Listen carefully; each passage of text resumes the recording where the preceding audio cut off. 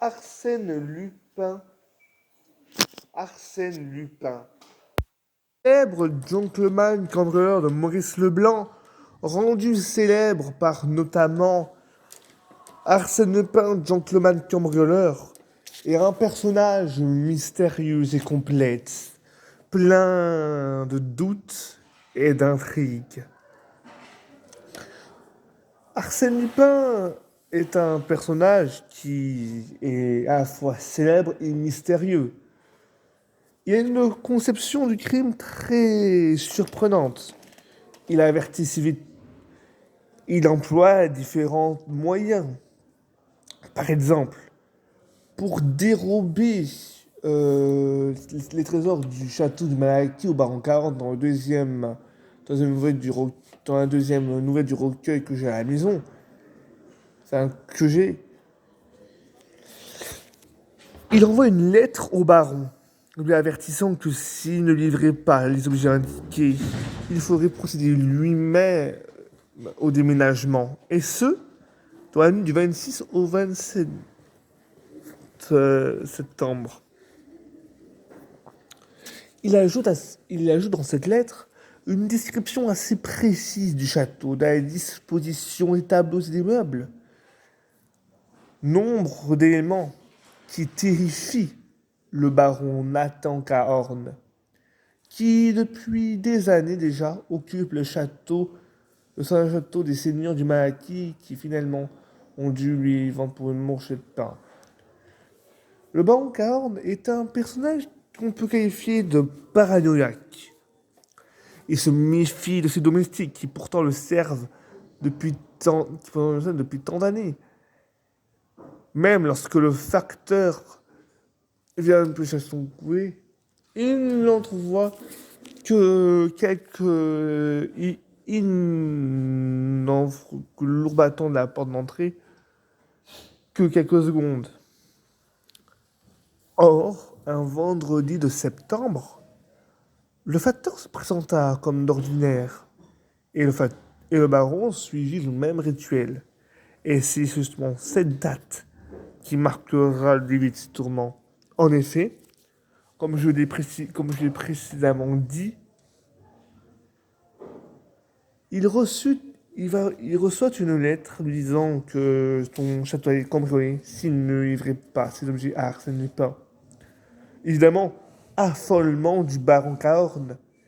Bien sûr, signé de tout autre, ce genre de lettre, lui diablement concerté et alarmé, le pauvre baron.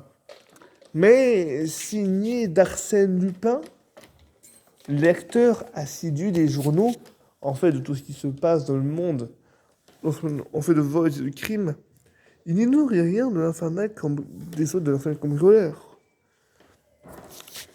Mais bon, Arsène Lupin était en prison, arrêté en année par Ganimard, son ennemi. Donc, comment pourrait-il faire ces menaces à exécution, je vous le demande. Bien que Lupin soit en prison, il réussit quand même à faire... Il réussit quand même à faire ce cambriolage. Mais ce n'est pas le seul espoir de Lupin.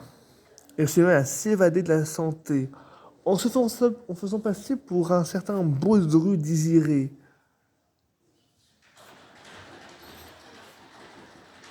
Et il réussit aussi à anéantir les frères Varin en se faisant passer pour Jean d'Aspry, l'ami de l'auteur du livre, du narrateur. Jean d'Aspry, Bernard d'Andrézy, tant d'identités pour un seul homme. Lupin a cette faculté de pouvoir transformer toutes ces personnalités de son apparence à son écriture. Et comme il le dit lui-même à la fin de la première, bien que ce soit assez avantageux pour se fondre dans la masse, il ne se reconnaît plus. Comme il dit lui-même à la fin de la première nouvelle, je ne me reconnais pas. Dans une glace, je ne me reconnais plus. Mais il précise avec une pointe d'orgueil dans le même passage. Et puis après, pourquoi pourquoi pas éviter, pour ne pas éviter ce danger d'un pas toujours identique?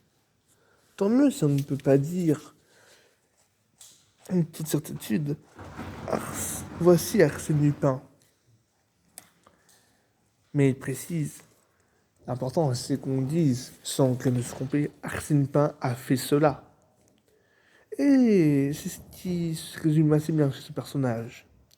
Arsène Lupin, l'homme aux mille déguisements, comme le qualifiaient de nombreux voyageurs qui connaissaient ses exploits. Arsène Lupin, on sait de lui que c'est un criminel hors pair, qui n'a jamais aucune trace, toujours suivant toujours un plan méticuleusement préparé. Car Arsène Lupin ne choisit que des œuvres, que des objets, ne veulent que des œuvres authentiques.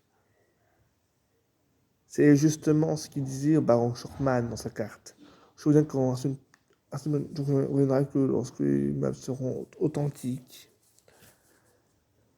Arsène Lupin est connu de par le monde, mais on ne sait rien de lui à part ses crimes.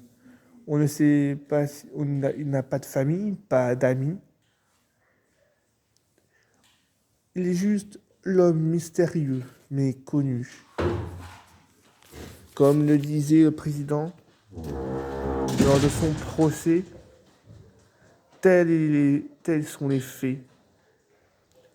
Il est possible que il faisait assistant qui s'appelait Dr. Hachi à Paris il y a 6 ans. Il est possible que le médecin japonais soit Arsène Lupin.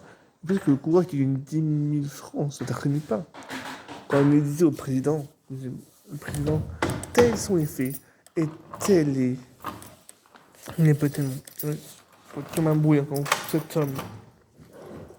Cependant, il arrive à Lupin de voler un voleur.